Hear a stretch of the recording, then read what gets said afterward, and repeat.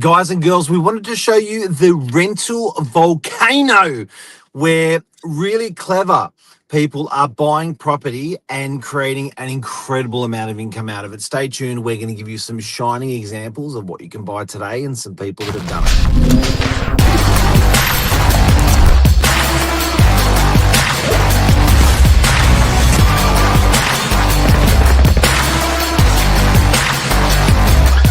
I'm the ringleader, so listen up. Josh Wapshot, the economist. Good morning. Mr. Novak, how are you this morning? Very good, very good. So for people that don't know, real estate agent of 30 years, real estate agent extraordinaire, salesperson, commercial residential of 5 years. This morning, we're going to give you our best of what we know about these rental volcanoes that people are creating. Yeah, no, we rental volcano guys. I thought just before we came on, we thought, how do we explain this over the spectrum? Meaning probably something that we're going to show you, which is a little bit, a heavy investment and quite, somewhat quite technical, versus something as little as, renting out a spare car space, putting a granny flat at home. I think it was this topic's really about unlocking your assets in a rental sense, and what those possibilities are, because there's people out there doing it, and I think it's definitely something to be in every investment strategy, Mark, don't you think?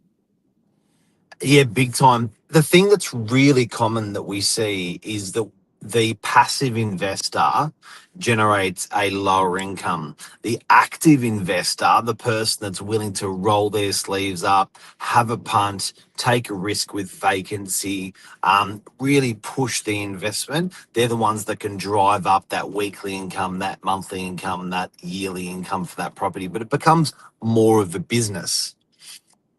Yeah, it definitely does. And I think another thing that's quite important, especially when it comes to commercial property, is not only are you improving your, your passive income or your cash flow, but with commercial property, the bigger your rents, the bigger the valuation on that property.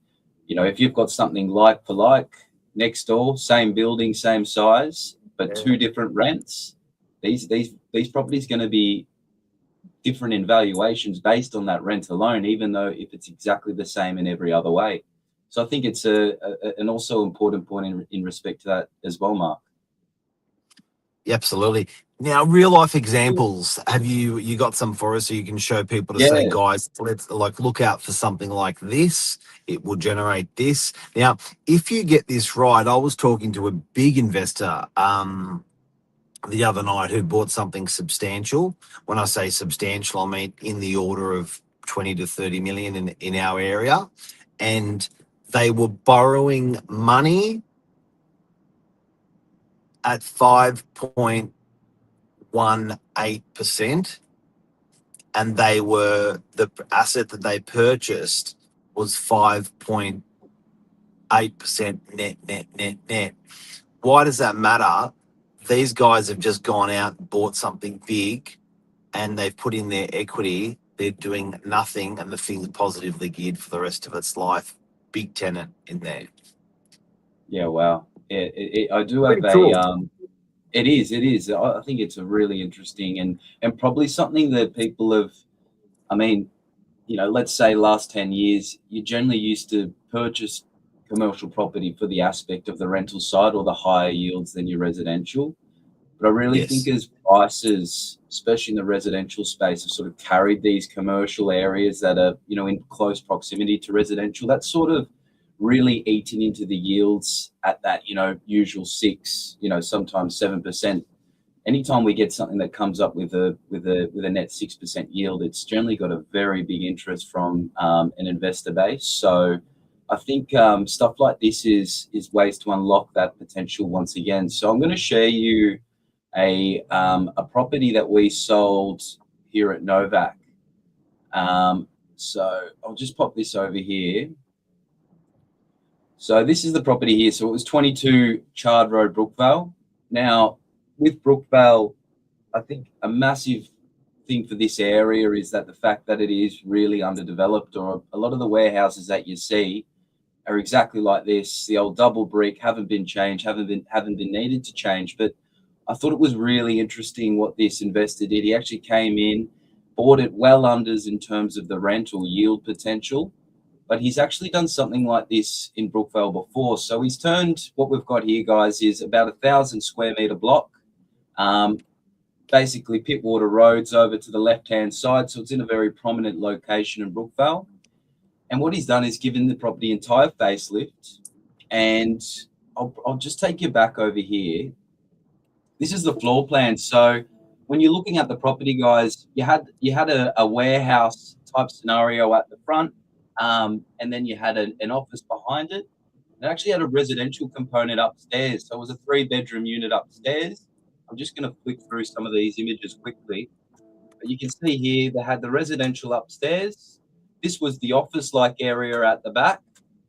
So it had a few things in there. They had a gas operator in there at the time. And then as I come towards the warehouse area, just at the front here, you get an idea, very old shape. So exactly what Mark explained about getting your hands dirty, this operator definitely did. That's a bit of a screenshot for you in regards to what it looked like previously. Now I'm going to show you what he's done now and how he's now presenting this property, because I think it is absolutely fantastic. So he's almost he's renamed it. So guys, this is the building we were looking at previously, old red brick. So new paint. He's given it the name, the Chard, and then what he's ended up doing is he's actually sectioned up these areas into 3 individual warehouses and a office area up the top there. So, and another really important factor, I think, which a lot of opportunities don't have, is it's turnkey. He's done all the major stuff. So he's polished the concrete, painted the walls, new bathrooms has gone in every spot. So it's essentially waiting for that key operator that's generally going to lock in a long lease at a very good rate. They've even put a mural on the wall, but seeing what it was before and what it is now, I think this is an absolutely fantastic idea, and it's been taken really well by the public. So I just really wanted to share that because I thought it was an amazing change and definitely a way to unlock those rents. Mark? So what sort of rent was it getting? What sort of rent will it get now that the works have been done? It was, yeah, well, it's getting well unders. It was getting around 80,000 in that current form. Now you're probably looking at almost 350% increase on those previous rents with what he's done in there. And like I said, he hasn't done anything majorly costly. He's done paint, he's done polished flooring, and he's done new bathrooms. But I think he's definitely tending to the target market that what you're looking for in terms of a tenant. Can you just put that screen layout back, Josh, just to how we normally have it? I can't really. Thanks, Sage. I think also what people really got to remember here is if you've got something that was about a $4 million sale, and a $4 million sale should generate about a $200,000 income, about 5%. If hypothetically, if someone does a reno and suddenly it's getting $300,000 in rent, that asset becomes a $6 million investment. So that's how much that hard work's paying off. Are they going to spend $2 million to get it to that condition? Probably not. So there's some money there to be made. But I think for mum and dad investors, for people that are out there at the moment, our message today is to, when you are looking at in commercial and industrial, there is much more flexibility to drive that income with a bit of hard yakka than there is with residential.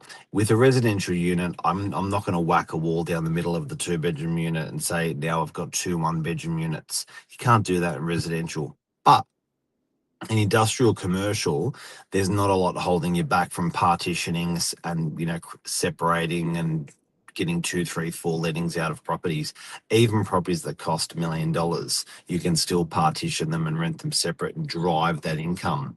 So I think that's where there's a bit more of an attraction to commercial, because you can drive that income and create that volcano by just a little bit of brain power. What am I going to do here, which you can't get in residential?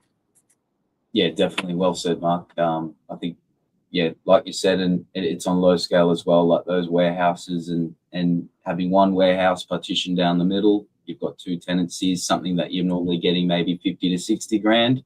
All of a sudden, you're getting 40 on this side, 40 on the other, and 80, and creating more income passively, but also in turn increasing the value of your property at the same time. And look, I think it's obvious, more income's good, but it is going to be, there is going to be more work to generate that. But, there's good, very, very good return on investment. There's good payback for doing something like that. It can keep you going. Particularly, I think older folk are less inclined to doing that, because they don't want to put that energy in. But certainly people in their 30s, 40s, and 50s, they're like, yeah, let's pump this income, and let's get cash flow positive on it, which means it's after it pays us interest off and pays itself, it's putting some cash into your pocket. Exactly right. Exactly right. Anything else you wanted to touch on?